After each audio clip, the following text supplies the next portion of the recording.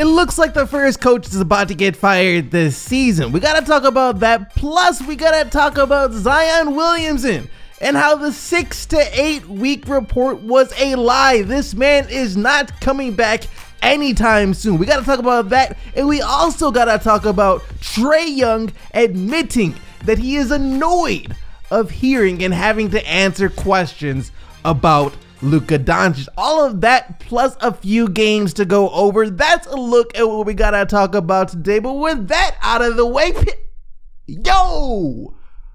What is up, guys? It's me, Exactly. How y'all doing today? Hope you're having a fantastic day no matter what part of the world you might be watching from. You guys coming in already know the drill. Go ahead and destroy that like button, as it does help the channel grow, and also make sure that you are subscribed to the channel with post notifications turned on so you don't miss out on more videos like this every Monday through Friday. That's enough talking though. Now let's get into everything that we got to discuss today. Let's go. The first story that we have to cover today, of course, revolves around the New York Knicks. Now, about a month ago, we all know what happened with the New York Knicks. They officially sank to the bottom of the bottom, the lowest of the low, when just 10 games into their season they had to hold an emergency press conference explaining to fans why they're so bad, setting the stage, opening the door for the firing of their head coach David Fizdale. Yet here we are a month later. Fizdale still technically has his job, but the New York Knicks have been just as bad. This team is still god awful, people. They just got blown out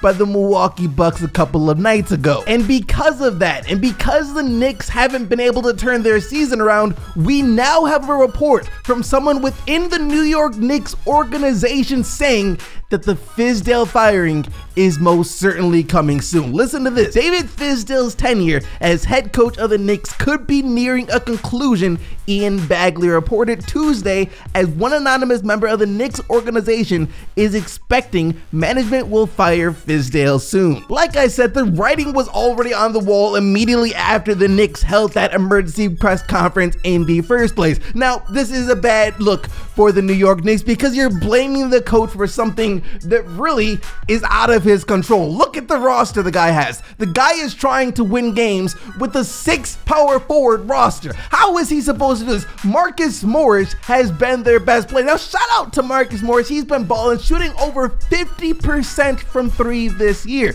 But if you're a head coach in the NBA trying to win a game where Marcus Morris has consistently been your best player, you're not going to win many games and you're going to look like the New York Knicks. So this should not be held against David Fizdale in any stretch of the imagination. Now, what I will say was, I don't even think David Fizdale was the right coach to begin with. If you look at Fizdale, he was known for coaching the Miami Heat, being an assistant coach with LeBron and Wade with Miami Heat, and after that going to the Memphis Grizzlies. Both situations where they were winning teams. Now, of course, the Grizzlies never won anything, but they were a team with playoff hopes. They were a team in the playoffs, all right? He's playing for a playoff team. That's a team that Coach Fizdale needs to be coaching. A team that's good.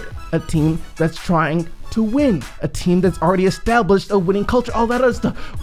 What the Knicks need is someone like a Mark Jackson, someone who is able to instill confidence in these young players, who has proven that he's been able to develop young players, and not only that, but get players to play and buy into a system to play winning basketball. That's exactly what the New Yorks need. He bring a massive change of culture to the organization in and of himself. He was building a wonderful culture with the Golden State Warriors. He helped to build the Warriors culture, and the Knicks desperately need that. Not to mention he's from New York, so who knows, maybe he'd have the support of New Yorkers. Do you guys know that the New Orleans Pelicans have the 9th most televised games this year? In anticipation of Zion Williamson, the Pelicans are one of the most nationally televised teams in the entire NBA this season.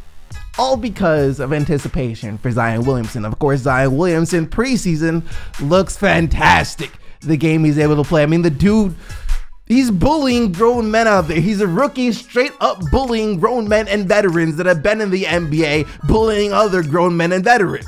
I mean, that's something that we don't see. And then his knee goes down and we have to wait.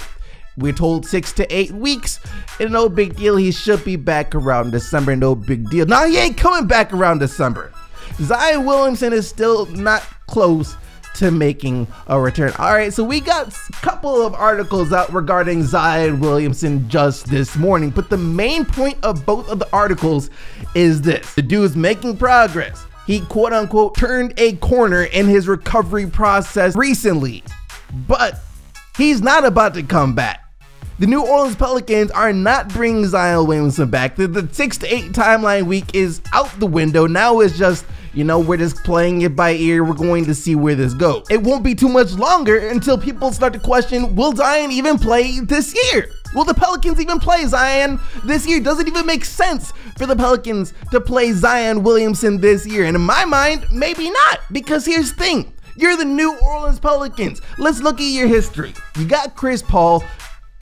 You had to trade Chris Paul. Things didn't go so well with Chris Paul. You got Anthony Davis. You had to trade Anthony Davis. Things didn't go so well with Anthony Davis. Now you luck out once again and get this guy in Zion Williamson.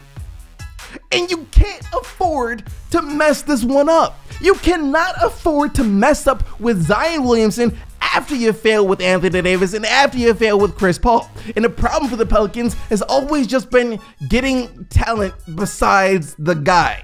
You know, they would always bring in maybe a couple of other players via a trade they make, but that was it. That was the only move. They used all their chips on that move. You look at what they did to bring in DeMarcus Cousins. That was it.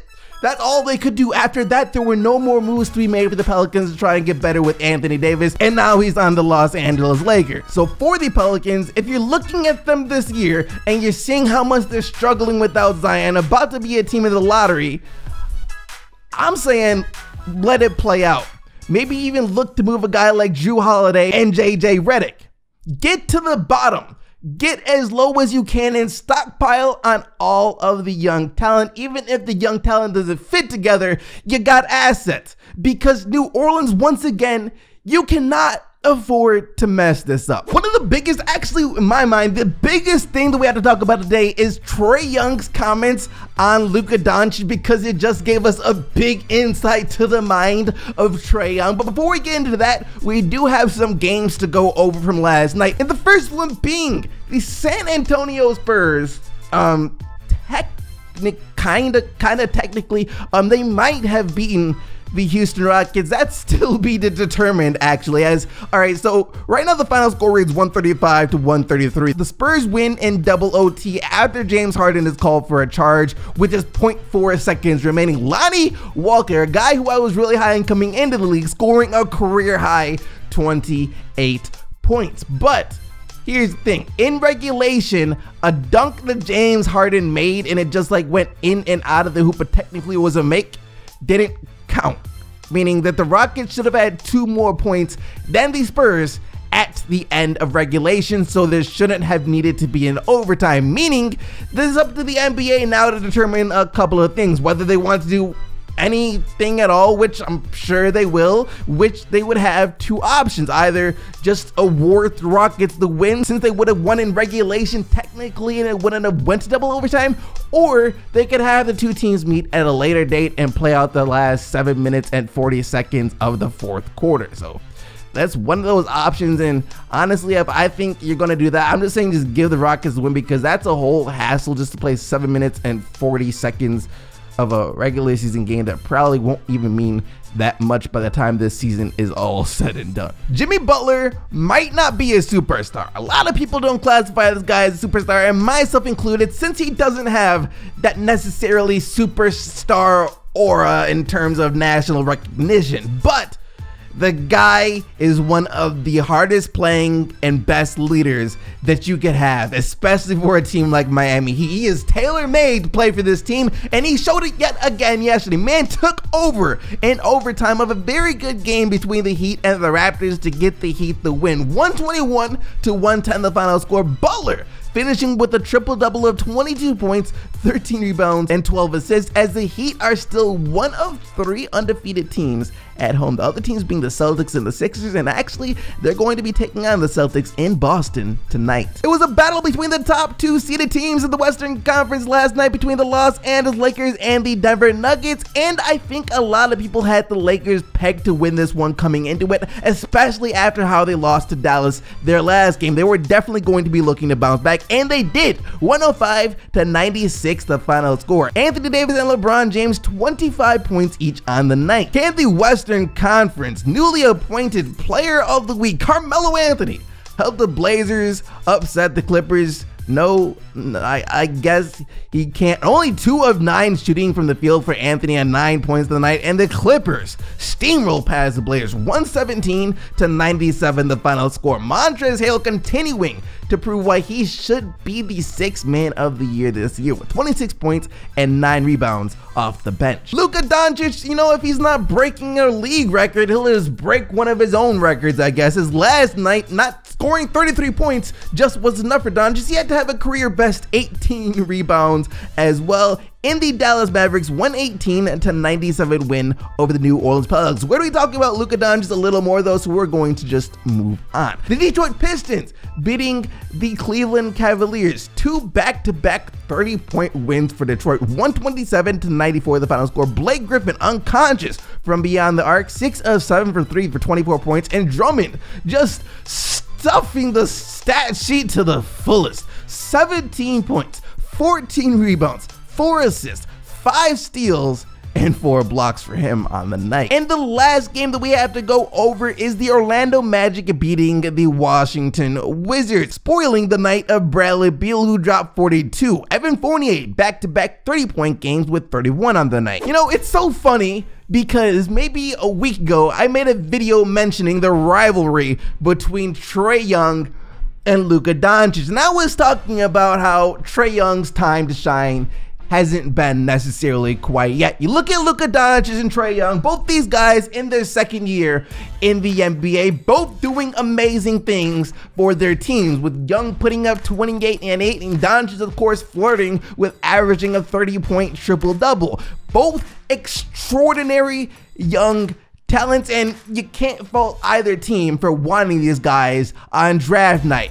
That being said, with the Dallas Mavericks having all of the success and Luka Doncic doing technically historic things, he's been getting a lion's share of the attention in comparison to Trae Young. And Trae Young was asked about this and asked, how does it feel to be constantly asked about Luka Doncic on a nightly basis? And this is what Trae Young had to say. Does it bother you that people can't seem to separate you two guys just because of what happened on draft night? Yeah, I mean, for me, it bothers me just because, I just love playing. Like, I love playing basketball. I know he does, so, it bothers me because it's annoying just getting asked about it all the time. Yeah, here I'm asking you about it. Yeah, but I know it comes with it. I didn't ask for it to happen, but it happened.